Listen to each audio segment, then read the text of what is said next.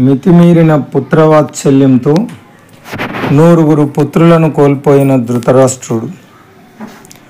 పుత్రవాత్సల్యంతో ధృతరాష్ట్రుడు 9 కొడుకులను చంపుకోవడమే కాకుండా కురువంశ నాశనానికి కారణమయ్యాడు. మహాభారతంలో ధృతరాష్ట్రుడి పుత్రవాత్సల్యం అతని కుమారులైన కౌరవుల పట్ల ఉన్న అమితమైన ప్రేమతో తన కుమారులు చేసిన తప్పులను క్షమించడమే కాదు, వారిని సమర్థించేవాడు.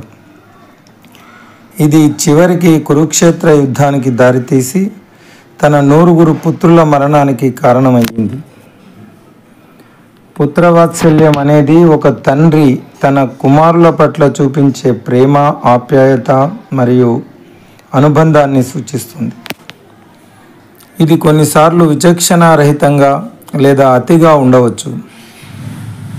ఇదే సమస్యలకు దారితీస్తుంది. ధృతరాష్ట్రుని లాంటి వారు అన్ని కాలాలలోనూ ఉంటారు.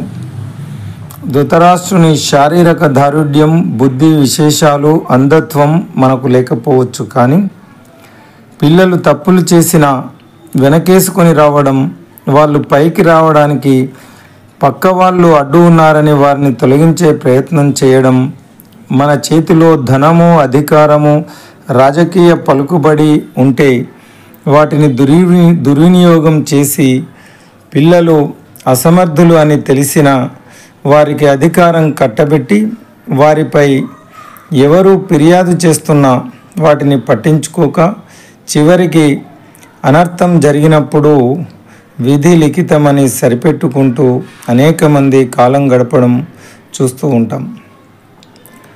కొడుకు తప్పు చేశాడని రుజువైపోయిన దానికి కారణం అది పక్కవారి సావాస ఫలితం అని ఎదుటివారిని నిందిస్తూ ఉంటారు. అలాంటి తల్లిదండ్రుల గతి ఏమవుతుందో ధృతరాష్ట్రుడి జీవితం ద్వారా మహాభారతం తెలియజేస్తుంది.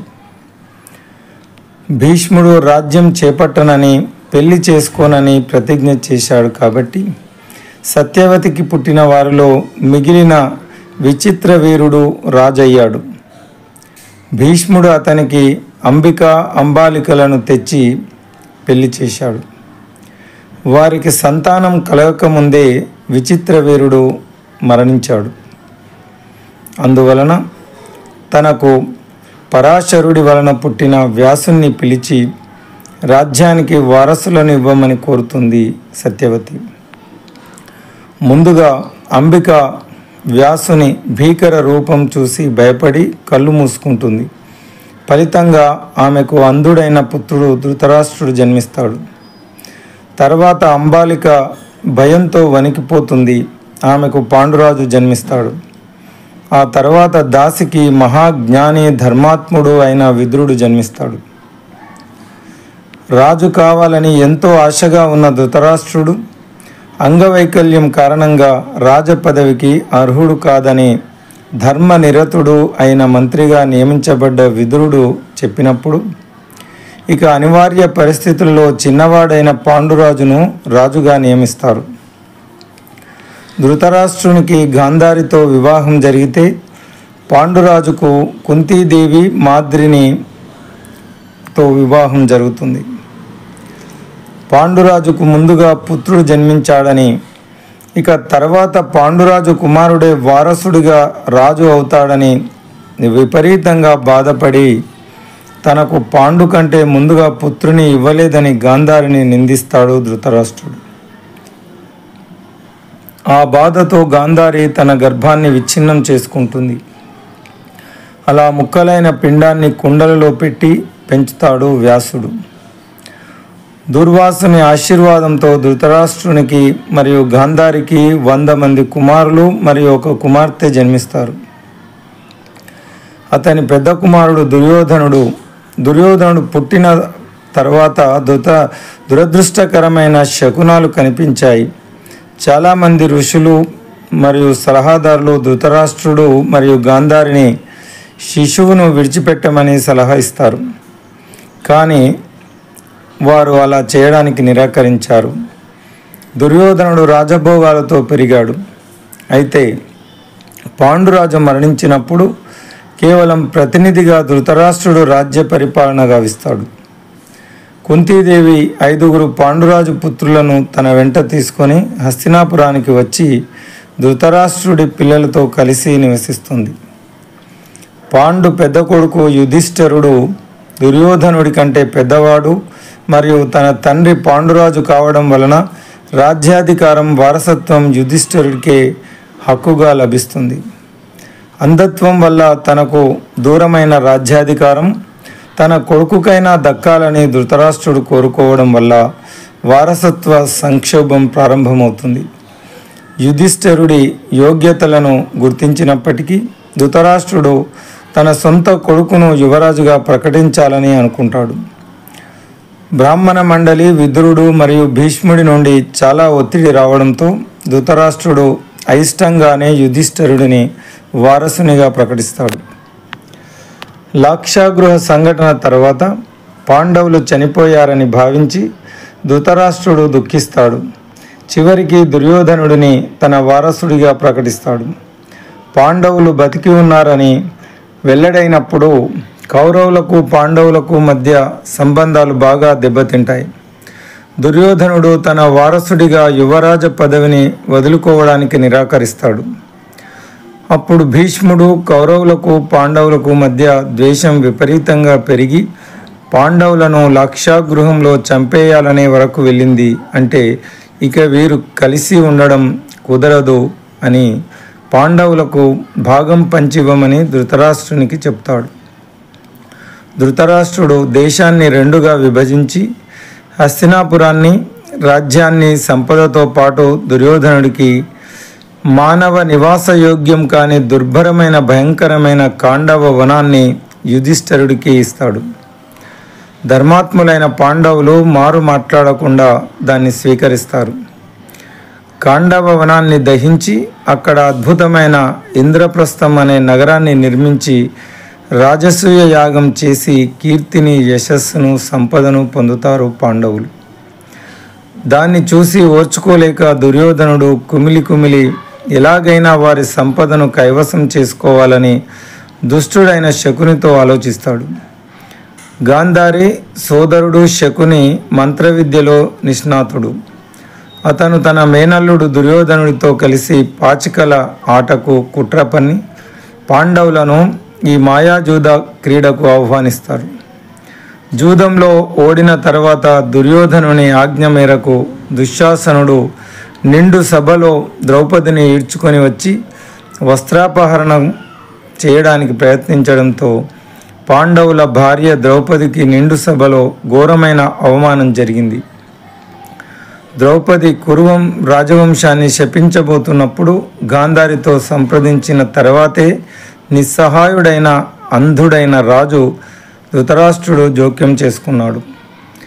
వికర్ణుడు మరియు విదురుడు వంటి వ్యక్తులు దుర్యోధనుడి తప్పును వ్యతిరేకించినప్పటికీ హస్తినాపురానికి వారి బాధ్యతల కారణంగా చాలామంది పెద్దలు, భీష్ముడు మొదలైన వారు ప్రేక్షకులై నిస్సహాయులుగా ఉన్నారు. ధృతరాష్ట్రుడు మాట మాట్లాడగలిగేవాడు కానీ అలా చేయలేదు. ఆ సభలో అందరూ నిశ్చేష్టులై చూస్తూ ఉండగా భీముడు కోపంతో రగిలిపోయి దుర్యోధనుని తొడలు విరిచి దుశ్శాసనుని రొమ్ము చీల్చి నెత్తురు తాగుతానని భయంకరమైన ప్రతిజ్ఞ చేస్తాడు. చివరికి పాండవులు తమ రాజ్యం, సంపద, ప్రతిష్టను కోల్పోయి 12 సంవత్సరాలు అరణ్యవాసం, 1 సంవత్సరం పాటు అతి దుర్లభమైన అజ్ఞాతవాసం చేయాల్సి వచ్చింది. యుద్ధాన్ని నివారించడానికి పాండవుల శాంతిదూతగా శ్రీకృష్ణ పరమాత్ముడు హస్తినాపురానికి వెళ్ళినప్పుడు శ్రీకృష్ణుడు చెప్పిన హితవాక్యాలను వినకుండా పైపెచ్చు దుర్యోధనుడు అతనిని బంధించడానికి ప్రయత్నించి విఫలుడవుతాడు. శ్రీకృష్ణుడి శాంతి ప్రయత్నం విఫలమై యుద్ధం అనివార్యమని అనిపించిన తర్వాత వ్యాసుడు ధృతరాష్ట్రునికి సంప్రదించి ధృతరాష్ట్రుడికి దైవిక దర్శనం ఇస్తానని ప్రతిపాదించాడు. తద్వారా ధృతరాష్ట్రుడు యుద్ధాన్ని చూడగలడు. అయితే తన బంధువులు వధించబడడం చూడడానికి ఇష్టపడని ధృతరాష్ట్రుడు తన రథసారథి సంజయుడికి వరం ఇవ్వమని కోరాడు. సంజయుడు యుద్ధాన్ని తన దివ్య దృష్టితో చూసి జరిగింది జరిగినట్లు ధృతరాష్ట్రునికి వివరిస్తాడు. భీముడు తన పిల్లలందరినీ ఎలా చంపాడో నివేదిస్తాడు. భీష్ముడు, ద్రోణుడు, కర్ణుడు మరియు ఇతర అజేయ యోధుల వల్ల కౌరవులు విజయం సాధిస్తారని ధృతరాష్ట్రుడు నమ్మకంగా ఉన్నాడు. యుద్ధం పాండవులకు వ్యతిరేకంగా మారినప్పుడల్లా అతను ఆనందించేవాడు. అయితే యుద్ధం ఫలితాలు అతని నమ్మకాన్ని వమ్ము చేశాయి. అతని కుమారులందరూ మారణహోమంలో మరణించారు. ధృతరాష్ట్రుడి ఏకైక కుమార్తె దుశ్శల వితంతువు అయ్యింది. యుద్ధం ప్రారంభంలోనే యుయుత్సుడు పాండవుల వైపుకు పారిపోయాడు. కురుక్షేత్ర యుద్ధం నుండి బయటపడగలిగిన ధృతరాష్ట్రుడి ఏకైక కుమారుడు. భీముడు తన కుమారులందరినీ, ముఖ్యంగా దుర్యోధనుడిని నిర్దాక్షిణ్యంగా చంపినందుకు ధృతరాష్ట్రుడు అతనిపై కోపంగా ఉన్నాడు. యుద్ధం ముగిసిన తర్వాత విజయులై పాండవులు తమ పెదనాన్నను గౌరవపూర్వకంగా కలవడానికి వెళ్ళారు. ధృతరాష్ట్రుడు యుధిష్ఠిరుడిని కౌగిలించుకున్న తర్వాత ధృతరాష్ట్రుడు భీముడి వైపు తిరిగిన వెంటనే శ్రీకృష్ణుడు ప్రమాదాన్ని గ్రహించి అక్కడే ఉన్న భీముని ఇనుప విగ్రహాన్ని ధృతరాష్ట్రుని ముందు ఉంచమంటాడు.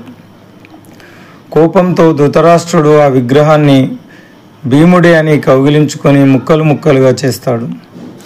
పుత్రశోకంలో ఉన్న గాంధారి తన నూరుగురు పుత్రుల మరణానికి శ్రీకృష్ణుడే కారణమని శ్రీకృష్ణుని నిందించి, నీ యదువంశం కూడా మా కురువంశంలాగా అంతరిస్తుందని, శ్రీకృష్ణుడు కూడా మరణిస్తాడని శపిస్తుంది. శ్రీకృష్ణుడు ఆ శాపాన్ని అంగీకరిస్తాడు. మహాభారత యుద్ధం జరిగిన 15 సంవత్సరాల వరకు ధర్మరాజు వద్దే ధృతరాష్ట్రుడు, గాంధారి ఉంటారు.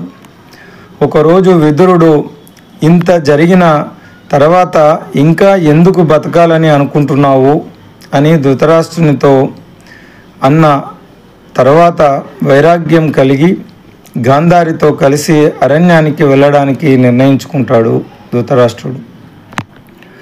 దుఃఖంతో గాంధారి తన పుత్రులను శపిస్తుందేమో అని భయపడి కుంతి కూడా వారితో అరణ్యానికి వెళ్తుంది. అడవిలో చెలరేగిన కార్చిచ్చులో ధృతరాష్ట్రుడు, గాంధారి, కుంతి మరణించారు. ఈ విధంగా అంధుడైన ధృతరాష్ట్రుడు మితిమీరిన పుత్రవాత్సల్యంతో వారు చేసిన తప్పులన్నిటినీ వెనకేసుకొని వచ్చి చివరికి మొత్తం 100 పుత్రులు చనిపోవడమే కాదు, కురువంశం సర్వనాశనం కావడానికి ధృతరాష్ట్రుని పుత్రవాత్సల్యమే మహాభారతం మనకు తెలియజేస్తుంది. ఓం తత్సత్.